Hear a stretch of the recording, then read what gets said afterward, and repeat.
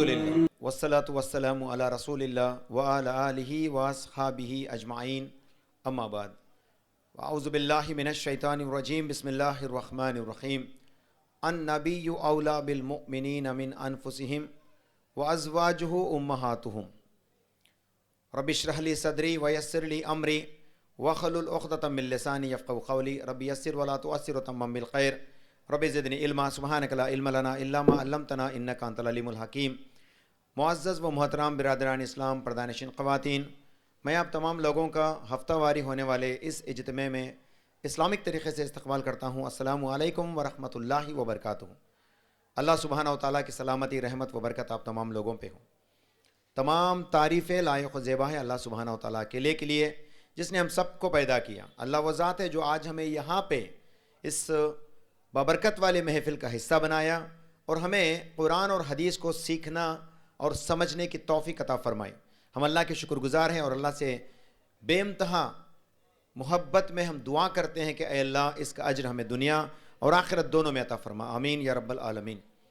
برادران اسلام، جو سیریز، جو سلسلہ واری بیانات ہو رہے ہیں امہات المومنین، گزشتہ ہم نے حضرت خدیجۃ الکبریٰ رضی اللہ تعالی عنہا کہ جو ہے سیرت کے تعلق سے بات سنی تھی۔ آپ رضی اللہ تعالیٰ عنہ کس قدر اسلام کے لیے قربانی دے رکھے تھے، اس کے تعلق سے بھی ہم نے بات جانی سمجھی۔ اس کا ایک لیکچر آپ کو میرے یوٹیوب چینل پہ ملیں گا، انشاءاللہ تعالیٰ اس کو فالو کیجئے گا۔ اور آج یہی سلسلے کو آگے بڑھاتے ہوئے ہم نے دوسرے امہات المومنین جن کا مقام و مرتبہ کمپیریٹیولی بہت عظمت والے ہیں، تو حضرت عائشہ رضی اللہ تعالیٰ عنہا کی سیرت کے تعلق سے چند باتیں قرآن اور حدیث کی روشنی میں ہم سمجھنے کی کوشش کریں گے۔ سب سے پہلے جو آیت میں نے خطبے کی افتتاح میں تلاوت کی تھی، سورۃ الاحزاب سورہ نمبر 33 کی آیت نمبر 6 میں اللہ سبحانہ و تعالیٰ فرماتے ہیں النبی اولی بالمؤمنین من انفسہم، کہ اے ایمان والو، میرے نبی صلی اللہ علیہ وسلم تم سب کو تمہارے جانوں سے بڑھ کر ہے، یعنی آپ کو ان سے بے انتہا۔ تعالیٰ قرآن میں فرماتے ہیں اے مومنو، بے شک میرے نبی محمد صلی اللہ علیہ وسلم آپ کو تمام لوگوں کے جانوں سے افضل ہونا چاہیے، من انفسہم، تمہارے جانوں سے بھی تمہیں بڑھ کر میرے نبی صلی اللہ علیہ وسلم کی اہمیت ہونا چاہیے۔ وَأَزْوَاجُهُ، اور میرے نبی صلی اللہ علیہ وسلم کے زوجین، ان کے بیویاں تم سب کے مائیں ہیں، درجے میں، مقام و مرتبے میں تم سب کے مائیں ہیں تھی، یہ کہنا تھا۔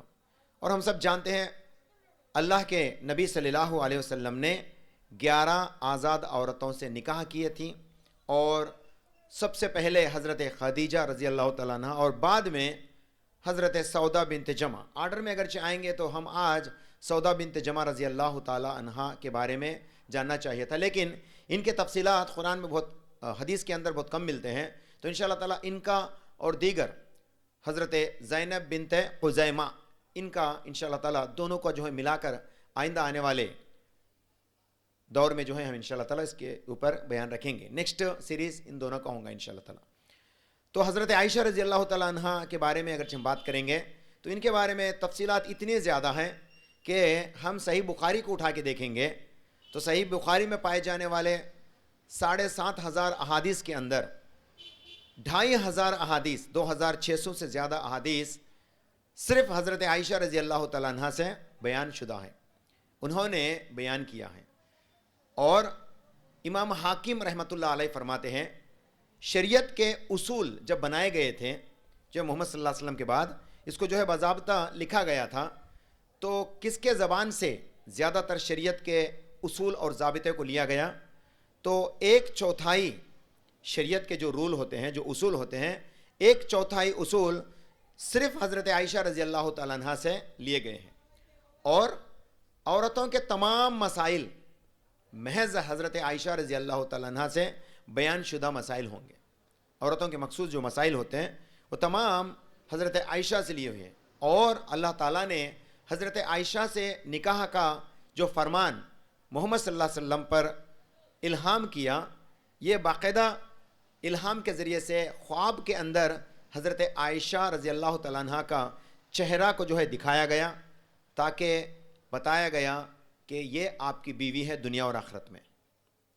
اور اللہ کے نبی صلی اللہ علیہ وسلم فرماتے ہیں, جامع ترمذی, حضرت ابو سلمہ رضی اللہ تعالیٰ عنہ اس حدیث کے راوی ہیں. جامع ترمذی کے حدیث نمبر 3880 سے 3883 تک جب آپ پڑھیں گے, اللہ کے نبی صلی اللہ علیہ وسلم کی اس حدیث کو بتاتے ہیں, ایک مرتبہ جبرائیل علیہ الصلوۃ والسلام میرے پاس سے گزر رہے تھے. میرے پاس تو نہیں آئے لیکن گزر رہے تھے. ایسا تو نہیں ہو سکتا کہ رسول کے پاس بغیر آئے جبرائیل دنیا میں آ کے چلے جائے, ایسا نہیں ہو سکتا. جبرائیل آ کے دکھ کے چلے جا رہے تھے. تو میں نے حضرت جبرائیل علیہ الصلوۃ والسلام کو ایسا دور جاتے ہوئے دیکھا تو بلایا کہ اے جبرائیل کہاں جا رہے ہو؟ تو میں نے دیکھا کہ جبرائیل علیہ الصلوۃ والسلام ایک ریشمی لباس میں کچھ چیز کو رکھ کے ریشمی لباس کے اندر جا رہے ہیں. ریشمی کپڑا تھا, وہ میرے سامنے سے گزر رہے تھے. میں نے بولا کہ اے جبرائیل کیا لے کے جا رہے ہو؟ جبرائیل علیہ الصلوۃ والسلام آتے ہیں, فرماتے ہیں کہ اے رسول اللہ دیکھیے, یہ یعنی لباس کو, یعنی وہ پردے کو ہٹایا جاتا ہے, تو آپ نے اس پردے کے اندر یہ دیکھا کہ حضرت عائشہ کا چہرہ. سبحان اللہ. تو یہاں پہ یہی خواب کو 3 الگ الگ احادیث کے اندر جمع کیا جاتا ہے.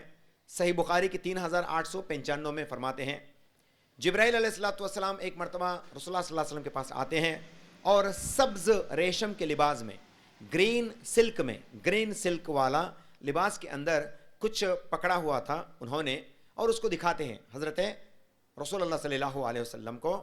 تو آپ نے دیکھا کہ اے عائشہ وہ تیرا چہرہ تھا, مجھے 3 دن تک خواب کے اندر تیرا چہرہ دکھایا گیا اور کہا گیا, بتایا گیا کہ یہ آپ کے بیوی ہونے والی ہیں. یعنی ابھی شادی نہیں ہوئی تھی, یہ آپ کی بیوی ہونے والی تھی. اور یہ درمیان کب تھا؟ یہ حضرت خدیجہ رضی اللہ تعالیٰ عنہ سے انتقال کے بعد کا واقعہ ہے. حضرت خدیجہ رضی اللہ تعالیٰ عنہ 10 نبوت کو انتقال کر جاتی ہیں. ابھی ہجرت نہیں کرے تھے, 10 نبوت کو انتقال کر جاتی ہیں. اور حضرت خدیجہ رضی اللہ تعالیٰ عنہ کے انتقال کے بعد 2, اور دوسری روایتوں میں فرمایا جاتا ہے 2 یا 3 سال تک آپ علیہ الصلوۃ والسلام نے کوئی دوسرا نکاح نہیں کیا تھا. تو یاد رکھیے, جو لوگ محمد صلی اللہ علیہ وسلم کے اوپر تہمت لگاتے ہیں, کوشش کرتے ہیں, غیر مسلمان خاص کر کے کرسچین مشنریز, تو ان کو ہم مسلمانوں کو جواب دینا چاہیے. اگرچہ میرے نبی صلی اللہ علیہ وسلم نے جس طرح سے 11 آزاد عورتوں سے نکاح کیا, اگرچہ یہ عورتوں کی خواہش مند تھے, تو ہونا چاہیے تھا کہ حضرت خدیجہ کے انتقال کے فوراً بعد, یا یہ بھی کہہ سکتے ہیں ان کے رد میں کہ حضرت خدیجہ کے ہوتے ہوئے آپ چاہتے تو دوسری اور تیسری اور چوتھی نکاح بھی کر سکتے, کیونکہ اس دور میں مکہ کا کلچر تھا کہ 1 سے زائد بیویوں کو رکھنا. یہ مکہ کا کلچر تھا, مکہ کی تہذیب تھا, ان کا ایک کلچر تھا. پھر بھی اتنا کچھ ہونے کے باوجود بھی, اس کے علاوہ بھی وہ غلام رکھتے تھے اپنے پاس, اور غلام سے وہ تمام حرکتیں کرتے, وہ جائز ہوتا جو ہم ان کے بیویوں سے کیا کرتے تھے. اسلام میں اس وقت مکہ کا ایک کلچر تھا. آپ علیہ الصلوۃ والسلام اگرچہ سچ مچ میں عورتوں کے خواہش مند ہوتے ہیں, تو آپ نے خدیجہ رضی اللہ تعالیٰ عنہ کے ساتھ ساتھ دیگر شادیاں بھی کیا کرتے تھے, لیکن آپ نے ایسا نہیں کیا. اس کا مطلب یہ ہے کہ آپ علیہ الصلوۃ والسلام کے اوپر یہ تہمت ہے جو بے بنیاد ہے. اور اللہ کے نبی صلی اللہ علیہ وسلم حضرت خدیجہ رضی اللہ تعالیٰ عنہ کے نکاح کے بعد 2 سال تک آپ نے کوئی نکاح نہیں کیا, اور ایسا کرنا عرب میں ایک دم نیا ہے. کوئی بھی شادی ہوتے ہی یا عورت کا ودوا ہو جائے, یعنی اس کا شوہر انتقال, مطلب بیوی کا انتقال ہو جائے, یا جو ہے مطلقہ ہو جائے, طلاق دے دیا جائے, تو اتنا وقفہ کبھی بھی رکنا اس کلچر کا حصہ نہیں تھا. لیکن آپ علیہ الصلوۃ والسلام نے جو ہے 2 سال تک کوئی دوسری نکاح نہیں کی. یہ بھی ایک ثابت ہوتی, اور یہ پورے ہسٹوریکل ایویڈنسز ہیں, یاد رکھیے گا, یہ پورے ہسٹوریکل ایویڈنسز ان کا جواب دینے کے لیے. تو آپ نے نکاح نہیں کیا, یہ اس لیے تاکہ آپ کو حضرت خدیجہ رضی اللہ تعالیٰ عنہ سے بے انتہا محبت تھی. اس خیال میں آپ نے دوسرے نکاح کے بارے میں سوچا ہی نہیں. یہ تو ایک عورت تھی جو اللہ کے نبی صلی اللہ علیہ وسلم کے گھرانے کی جو ہے ہیبت مند تھی. حضرت فاطمہ بالکل چھوٹی بچی تھی, ان کو سنبھلنا اور ان کا پال پوش, ان کے بچوں کی نکاح کے مسئلے وغیرہ جو پیش آنے تھیں, جو حضرت صرف ایک مرد سے نہیں ہوتا تھا. تو اس وقت حضرت خولہ بنت حاکم ایک عورت تھی اللہ کے نبی صلی اللہ علیہ وسلم کے کلوز رشتہ داروں میں سے, وہ آتی ہے اور کہتی ہے یا رسول اللہ آپ کے بچوں کی پرورش کی بھی خیال رکھیے گا، آپ دوسرا نکاح کیجیے گا. آپ یہ پروپوزل کو لے جاتی ہے تو اللہ کے نبی صلی اللہ علیہ وسلم دوسرے صحابہ سے مشورہ کرنے کے بعد طے کرتے ہیں کہ ہاں دوسرا نکاح کریں گے. تو حضرت خولہ رضی اللہ تعالیٰ عنہ حضرت سودا بنت جمع کا رشتہ لے کے آتی ہیں، اور سودا بنت جمع لگ بھگ رسول اللہ صلی اللہ علیہ وسلم کے برابر عمر کی تھیں، لگ بھگ، یعنی اتنی بوڑھی عورت تھی، اور وہ ودوا بھی تھی. اور وہ کلچر ایسا تھا کہ ودواؤں سے نکاح نہیں ہوتا تھا، بہت گھنونی نگاہ سے جو ہے ودواؤں کو تو دیکھا جاتا تھا. اس وقت حضرت سودا بنت جمع کا رشتہ اللہ کے نبی صلی اللہ علیہ وسلم کے پاس لے آ گیا، تو آپ علیہ الصلوۃ والسلام نے اس نکاح کو کر لی محض ان کے بچوں کی پرورش کے خیال کے لیے. اور یہ ہسٹوریکل ایویڈنسز ہیں. بعد میں یہ جو خواب دکھائے جا رہے تھے حضرت محمد صلی اللہ علیہ وسلم کو، تب انہوں نے اس خواب کا بیان، خواب کی تعبیر اپنے آپ سے پہلے کہنے لگے اگرچہ یہ سچا خواب ہے تو یہ ہو کر رہے گا، یعنی میرا نکاح حضرت عائشہ سے ہونا طے ہوگا تو انشاءاللہ تعالی وہ ہو کر رہے گا، یہ کہنا تھا. دوران میں حضرت خولہ بنت حکیم جاتی ہیں ابو بکر رضی اللہ تعالیٰ عنہ کے گھر. اور جب تک ابو بکر، پھر یہ ایک بات یہاں پہ یاد رکھیے گا، ابو بکر اپنی بیٹی کا رشتہ لے کر حضرت عمر کے پاس جاتے ہیں، حضرت عثمان کے پاس جاتے ہیں، یعنی حضرت عائشہ کے رشتے کے تعلق سے جاتے ہیں. ہسٹورک ایویڈنسز میں اتنا کچھ لکھا ہوا ہے کہ آپ اپنی بیٹی کے نکاح کے فیصلہ کرنے کے لیے پھرتے رہتے ہیں. تو حضرت خولہ بنت حکیم جا کر جو ہے ان کو اطلاع کرتی ہے، عمر کو، عثمان کو، کہ میں چاہتی ہوں کہ حضرت عائشہ کا نکاح جو ہے اللہ کے نبی صلی اللہ علیہ وسلم سے کیا جائے. اور حضرت محمد صلی اللہ علیہ وسلم کی اختیار کو بھی پیش کرتی ہیں، کیونکہ وہ حدیث سنی ہوئی تھی، تبھی یہ حدیث بھی مطلب رات میں الہام کیا گیا تھا. یہ تمام واقعات 1-2 دن کے اندر پیش آتے ہیں. پھر جو کہ حضرت ابو بکر صدیق رشتہ لے کے دور جانا شروع کرتے تھے، ڈھونڈتے رہتے تھے. یہ دیکھیے، اب آپ کو تعجب لگے گا، حضرت عائشہ تو 6 سال کی عمر کی تھی، 7 سال کی عمر کی تھی. عرب کا کلچر یہی تھا، عرب کا کلچر یہی تھا، بچی بڑی ہونے سے پہلے ہی اس کا رشتہ ہو جاتا تھا، بڑی ہونے کے بعد صحبت میں دے دیا جاتا تھا. یہ کلچر تھا عرب کا. تو اس کو بھی ہمیں مد نظر رکھتے ہوئے یہ بات کو سمجھنا چاہیے.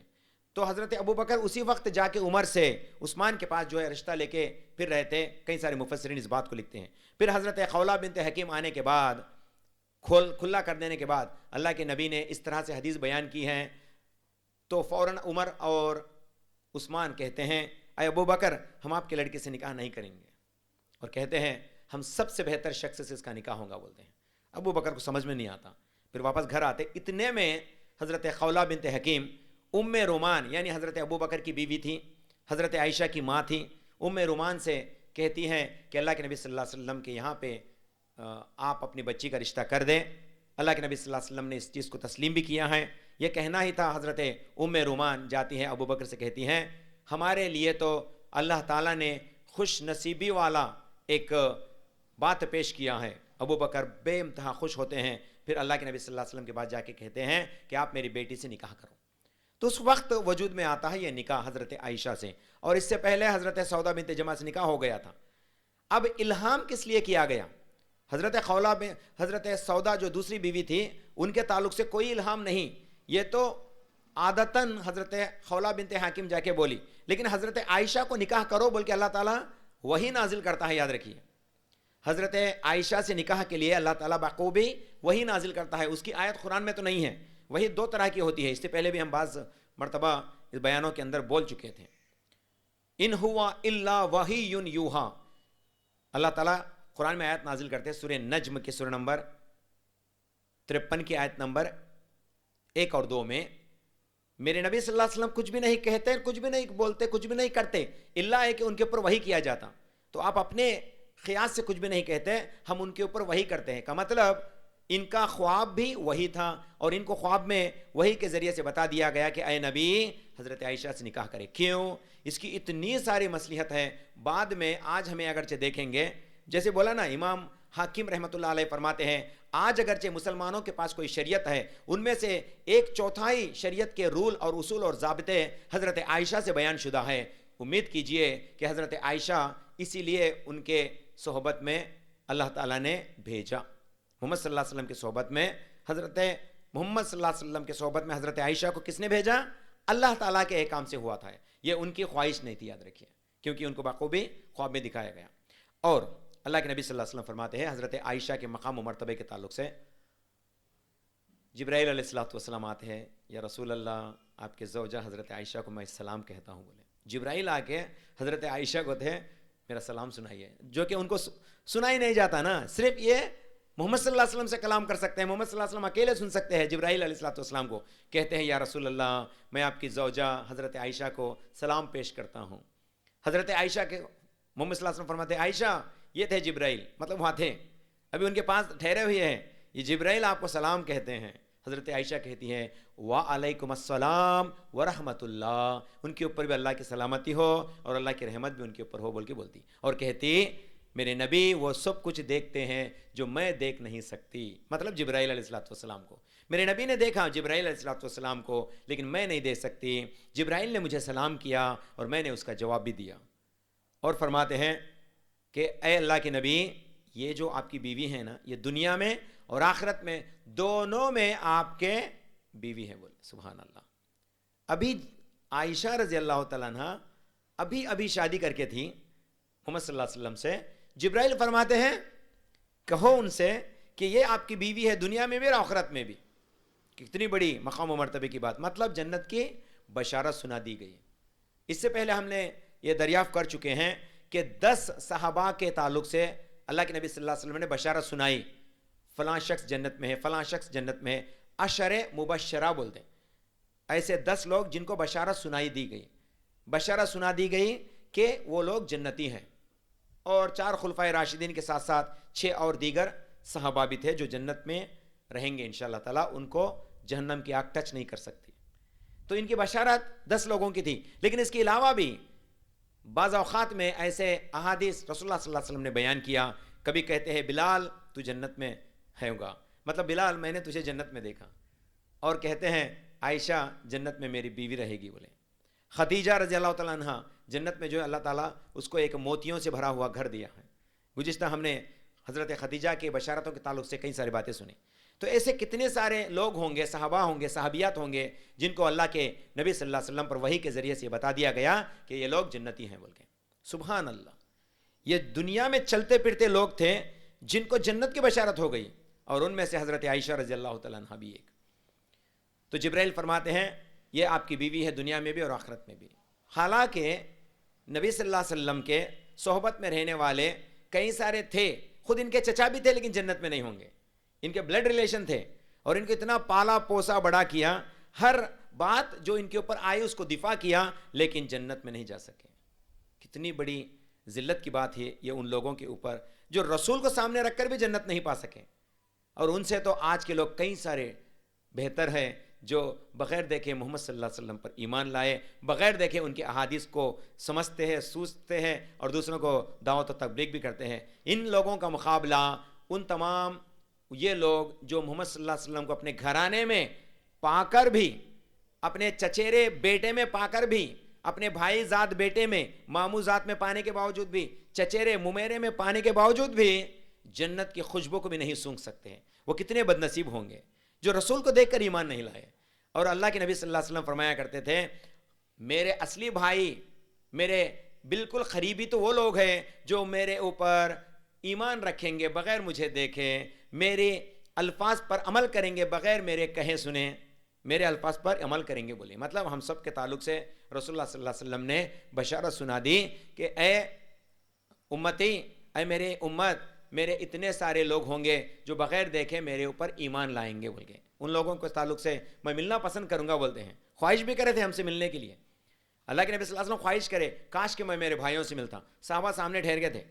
رسول اللہ صلی اللہ علیہ وسلم اے رسول صلی اللہ علیہ وسلم کیا ہم آپ کے بھائی نہیں؟ بولے نہیں، آپ میرے صحابہ ہو. بولے میرے بھائی تو وہ ہوں گے جو مجھے بغیر دیکھے آخر زمانے تک میرے اوپر ایمان لاتے رہیں گے، وہ میرے حقیقت میں بھائی ہوں گے. میں ان سے ملنے کی خواہش کرتا ہوں. بولے سبحان اللہ، کتنی بڑی مقام، کتنا بڑا مقام. دیکھیے دین کو سمجھنا، دین پر عمل کرنا، محمد صلی اللہ علیہ وسلم کی باتوں کو سوچنا، سمجھنا، عمل کرنا، کتنا بڑا مقام.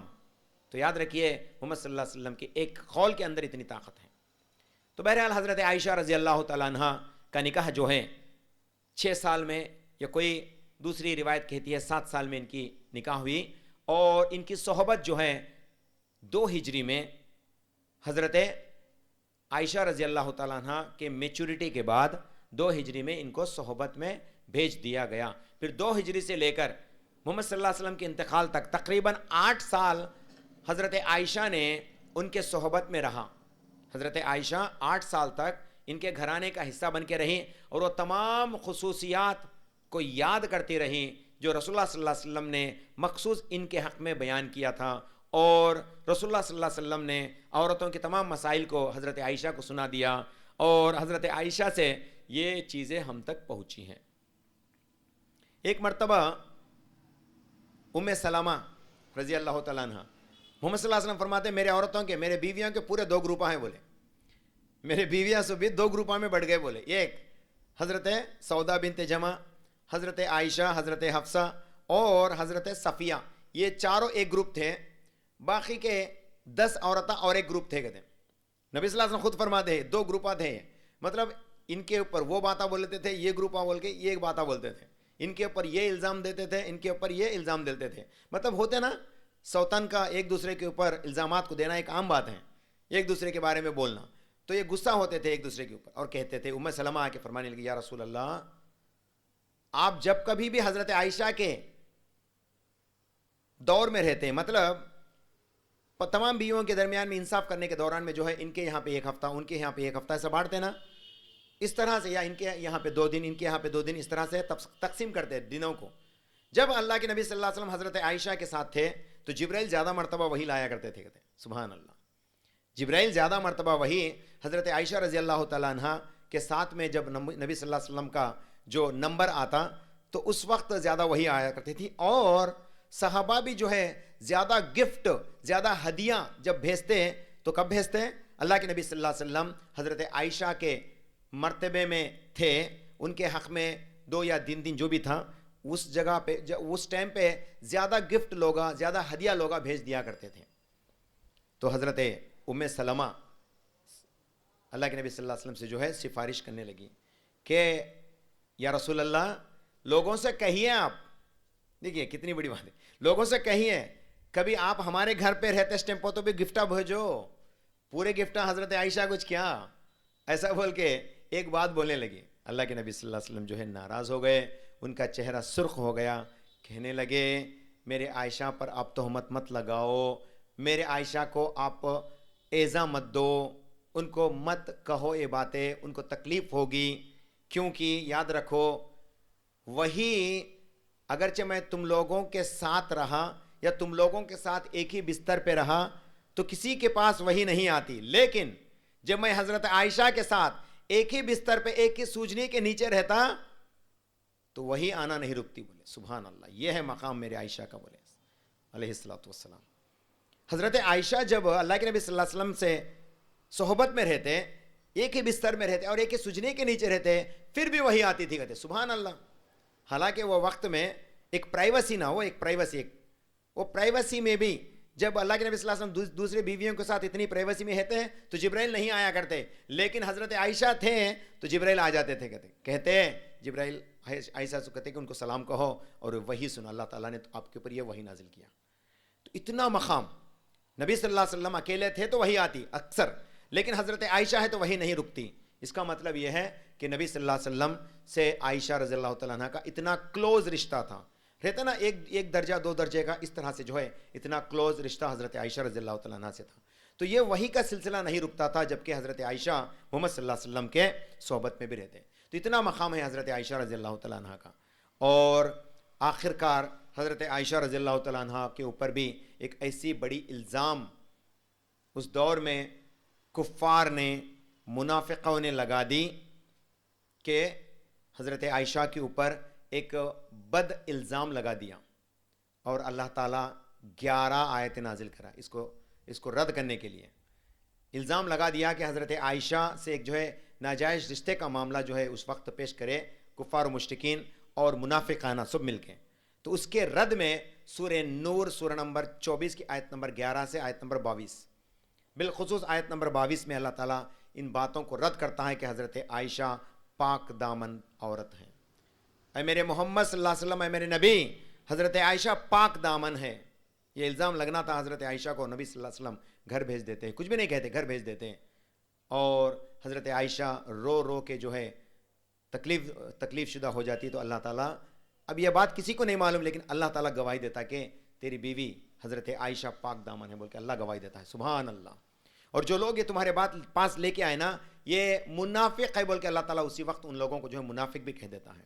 یہ الزام سے آپ بری ہو رہو. بس اتنا آیت نازل ہونا تھا. حضرت عائشہ اتنے خوش ہو گئے کہ اللہ نے میرے لیے آیت نازل کیا. قرآن میں اللہ تعالیٰ نے حضرت عائشہ کی پاک دامنی کو بتانے کے لیے آیت نازل کرا. سبحان اللہ. کتنا مقام، کتنا بڑا مقام. اللہ تعالیٰ حضرت عائشہ کی پاکیزگی کو بیان کرتا ہے، یاد رکھیے. تو آیت نازل کرتا ہے سورہ نور کے اندر. اور اسی طرح سے تیمم کے آیات جو نازل ہوئی ہے سورہ مائدہ کے آیت نمبر 6 سے 7 تک جب آپ پڑھیں گے، تیمم کے آیت جب نازل ہوئی ہے تو حضرت عائشہ کی وجہ سے ہوئے تھے. وہ حضرت عائشہ کی وجہ سے ایک مرتبہ قافلہ جو ہے لیٹ ہو جاتا ہے نماز کے لیے، اور ایسی جگہ پہ رکنا پڑتا ہے جہاں پہ پانی مہیا نہیں رہتی. جہاں پہ پانی نہیں رہتا تو پانی نہیں تو وضو نہیں ہوتی، وضو نہیں ہوتا نماز نہیں پڑھ سکتے ہیں. نماز کے لیے شرط وضو ہے، اور وضو پانی سے ہے. اس وقت تک دوسرا کوئی طریقہ نہیں تھا. تو اللہ تعالیٰ نے تیمم کے آیت نازل کرے. صحابہ کہنے لگے، اے میری اماں عائشہ، آپ کے ذریعے سے اللہ تعالیٰ نے ہمارے لیے شریعت کو آسان کیا. آپ کے لیے ہمارے حق میں اللہ تعالیٰ نے شریعت کو آسان کیا. اگرچہ آپ آج دیر نہیں کرتی، یا آپ کا جو ہار گم نہیں جاتا، آپ اگرچہ دیر نہیں کرتی تو شاید ہی آیتیں ہمارے حق میں نہیں ہوتے. آپ دیر کرنے کی وجہ سے ہمارے پاس پانی ختم ہو گیا تھا، پانی نہیں تھا. یہ کہ ایسی جگہ پہ رکنا پڑا جہاں پہ پانی مہیا نہیں تھا، پانی اویلیبل نہیں تھا. تو یہ آیتیں اللہ تعالیٰ نازل کرتا ہے کہ آپ پاک مٹی پہ ہاتھ مارو اور اس کو دونوں ہاتھوں کو ملو، اور اپنے چہرے پہ اپنے ہاتھوں پہ جو ہے ملو. ہو گیا آپ کا وضو، آپ نماز پڑھ سکتے. یہ ایک شرط، تیمم کا شرط جو ہے آیت کے ذریعے سے سورہ مائدہ میں اللہ تعالیٰ نازل کرتا ہے. تو حضرت عائشہ کے وجہ سے جو ہے آیت نازل ہونا تھا، اسی لیے صحابہ جو ہے بڑے خوش ہو گئے. آپ کے ذریعے سے اللہ تعالیٰ نے ہمارے لیے کتنی آسانی عطا فرمائی. اور سورہ نور کے اندر جو آیات بتا دی گئی، وہ آیت بھی حضرت عائشہ کے حق میں آئی تھی. کہتے تھے شریعت ہمارے لیے بہت آسان ہو گئی. اے عائشہ میری ماں، آپ کی وجہ سے بول کے صحابہ جو ہے تعریف کرنے لگے حضرت عائشہ رضی اللہ تعالیٰ عنہ کے. اتنے سارے مقام و مرتبے کی بات ہے، یاد رکھیے. یہ ایک لمبی تفصیل ہے حضرت عائشہ کی، جو ان کے اوپر تہمت تھا اور اس کے اختلافات کو اللہ تعالیٰ کیسے دور کرتا ہے. سورہ نور پڑھیے گا آپ، سورہ نمبر 24 کی آیت نمبر 11 سے آیت نمبر 22 تک جب آپ پڑھیے گا تو انشاءاللہ تعالیٰ یہاں پہ آپ کو کلیئرٹی آئے گا. اور جو لوگ حضرت عائشہ پر تہمت لگائے تھے، حضرت ابو بکر اس سے پہلے ان کے خاندان کو جو ہے زکوٰۃ کا مال اور عام طور سے جو ہے صدقہ دیتے رہے. لیکن جب یہ بات ان لوگوں نے حضرت عائشہ پر تہمت لگائی، اس وقت حضرت ابو بکر نے یہ صدقہ دینا روک دیا. اللہ پھر تنبیہ کرتا ہے. سبحان اللہ، کیا دین جی اسلام. کہتا ہے ابو بکر تم جس طرح سے ان کی مدد کرتے تھے اب بھی وہی مدد کرو، بولتا ہے. سبحان اللہ. تمہارے اوپر الزام لگائے اس لوگوں پہ بھی تمہیں مدد کرتے رہو، بولتا ہے. تو اتنی بڑی مقام و مرتبے والا ہے مذہب اسلام. اسلام کو سمجھنا بہت نصیب کی بات ہے، یاد رکھیے گا. اسلام ہر ایک کا حق کو پیش کرتا ہے. تو یہ بات ہمیں آج، جس کے ذریعے سے اللہ تعالیٰ نے کئی سارے، اور حضرت عائشہ کے تعلق سے بات آتی ہے کہ آپ بڑے آنکھوں والی تھی، کرلی ہیئر، گھنگریلو بالوں والی تھی. آپ کا چہرہ بڑا مبارک دار چہرہ تھا، اور آپ کا ذہن اتنا ذہین تھی، آپ اتنی انٹیلیجنٹ تھی کہ عمر فاروق رضی اللہ تعالیٰ عنہ کو بھی کبھی ڈاؤٹ آتا تو حضرت عائشہ کے پاس آتے، فرماتے اے عائشہ میری ماں، اے میری ماں مجھے اس مسئلے کے اوپر بیان کرو. تو بیان سنتے اور مسئلے کے اوپر جو ہے حکم فرماتے. حضرت عائشہ نے اس طرح سے کہا بول کے. تو اتھینٹسٹی جتنا بھی ملا یہ حضرت عائشہ رضی اللہ تعالیٰ عنہ سے ملا تھا. حالانکہ حضرت عمر کے بیٹی حضرت حفصہ محمد صلی اللہ علیہ وسلم کے زوجین میں سے تھی، ان کو بھی کئی سارے مسئلے معلوم تھے، لیکن صحابہ صرف حضرت عائشہ کے پاس جاتے تھے، اسی لیے تاکہ ان کا ذہن بڑی ذہین دماغ والی تھی حضرت عائشہ رضی اللہ تعالیٰ عنہ. مفسرین اکرام ان کے بارے میں کئی ساری باتیں لکھتے ہیں. اور کون سا نمبر، کون سا آیت جو ہے اتنے حساب سے اترا اور کون سا کنٹیکسٹ میں اترا، یہ تمام تفسیر کی ایک مبدا تھی، سمجھیے ایک سورس تھی حضرت عائشہ رضی اللہ تعالیٰ عنہ. تو اسی لیے حضرت عائشہ کے پاس آتے. اور ابو موسیٰ اشعری رضی اللہ تعالیٰ عنہ فرماتے ہیں شریعت کے اندر کئی سارے باتوں کا حل. اب دیکھیں مسئلہ پیش آیا تو آج اگرچہ کوئی مسئلہ آگا, مثال کے طور پہ موبائل فون لے کے جا رہے ہیں, اس سے پہلے تو موبائل کی کوئی گنجائش نہیں تھی, آج ہمیں مسجد میں موبائل لے کے جا رہے ہیں. موبائل لے کے جانے کے بعد ڈیورنگ صلاح نماز کے دوران میں اگرچہ موبائل رنگ ہو گیا تو اس کو کیا کریں, اٹھا کے پھینکے یا اس کو بند کرے یا چھوڑ دیں گے تو سب لوگوں کو کنٹینیوسلی ڈسٹربینس ہوتے رہیں گا. تو اس کو مسئلہ کیا نکالے علماء بیٹھ کے, پورے دنیا کے علماء ایک جگہ بیٹھ کے ہر سال ایسی کی ایک میٹنگ ہوتی, نئے مسئلے کیا ہے اس کے اوپر کس طرح سے ہمیں احکام بول سکتے, فتویٰ دے سکتے, یہ کہتے اس کو بولتے فتویٰ. تو علماء فرماتے ہیں کہ موبائل فون رنگ ہوتے رہا, اس کی وجہ سے تمام لوگوں کے نماز میں خلل ہوتی. تو یہ جو شخص کے پاس موبائل ہے وہ اپنے جیب سے موبائل کو نکالتا ہے, اس کو کٹ کرتا ہے, خاموش کرتا ہے, پھر اس کو جو ہے سائلنٹ موڈ میں ایک ہی ہاتھ سے سائلنٹ موڈ میں رکھ دیتا ہے, پھر جیب میں رکھ لیتا ہے, ختم. یہ مسئلہ نکالے تھے. اور یہ حدیث بھی ہے اس کے تعلق سے, موبائل کے نہیں, حدیث ہے کنکریوں کے تعلق سے. صحابہ جب نماز کے لیے جاتے تو ہمارے جیسے فرش نہیں تھے, وہ زمین کے اوپر کنکریاں بھی تھے, مٹی کی جو چھوٹے چھوٹے کنکریاں بھی تھے. صحابہ کیا کرتے تھے, ان کنکریوں کو جو ہے سجدہ والی جگہ سے اپنے ہاتھوں سے ہٹاتے تھے, پھر سجدہ کرتے تھے. ایسے کئی سارے احادیث ہیں. اس کے ضمن میں علماء جو ہے ایسے باتوں کو فتوے کی شکل میں نکالتے ہیں. ٹھیک اسی طرح سے حضرت عائشہ رضی اللہ تعالیٰ عنہ کے دور میں بھی یہ مسئلہ آ گیا کہ ہم ایسے مسئلے پر کیا حل کریں, تو حضرت عائشہ اس کا حل بتاتی تھی. اور بعض لوگ یہ گمان کرتے ہیں کہ حضرت عائشہ نے عورتوں کو مسجد جانے سے روکا. ایک حدیث بھی تھی, آپ نے کہا کہ اگرچہ عورتوں کی اس حالت کو میرے نبی صلی اللہ علیہ وسلم دیکھتے تو ضرور یہ کہتے کہ عورتیں مسجد نہ جائیں.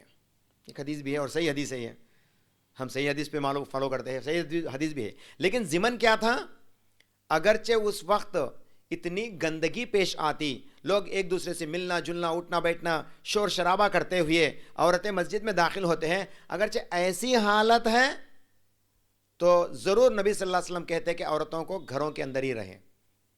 مطلب اف پاسبل, اف کنڈیشن لگایا گیا وہاں, اگرچہ ایسا ہوتا تو آپ کو گھروں کے اندر بہتر ہے بول کے. نہیں ایسا کوئی مسئلہ نہیں ہے تو نبی صلی اللہ علیہ وسلم کے دور میں بھی, حضرت عائشہ کے دور میں بھی, اور تمام خلفائے راشدین کے دور میں عورتیں جو ہے مسجد کو جایا کرتے تھے. یاد رکھیے یہ پورے صحیح حدیث کے ہیں. لیکن حضرت عائشہ نے یہ حدیث کہی, یہ بات کہی کہ اگرچہ ایسا ہوتا, یہ اگرچہ ایسے ہونے کا تھا تو ضروری بات ہے, تو فتنہ پڑنے کا اندیشہ ہے تو رکنا چاہیے. صرف اسی بات کو پکڑتے ہیں, لیکن اس کے ضمن میں کئی سارے اور بھی احادیث ہے, اس کو نہیں لیتے لوگ. جو لوگ نکو بولتے ہیں نا, وہ لوگ صرف یہی بات کو پکڑتے ہیں, یہی حدیث کو پکڑ کے نکو بولتے ہیں. لیکن اس کے بنسبت میں کئی سارے احادیث ہیں جو سپورٹیو حدیث ہیں اس کے, لیکن اس پہ وہ لوگ ان کا عقیدہ والا مل گیا نا بول کے وہ پوائنٹا کو لے کے بات بولنے کی کوشش کرتے, بات بتانے کی کوشش کرتے. لیکن ہم ماشاءاللہ تمام صحیح حدیثوں کو کھول کے بتائیں گے.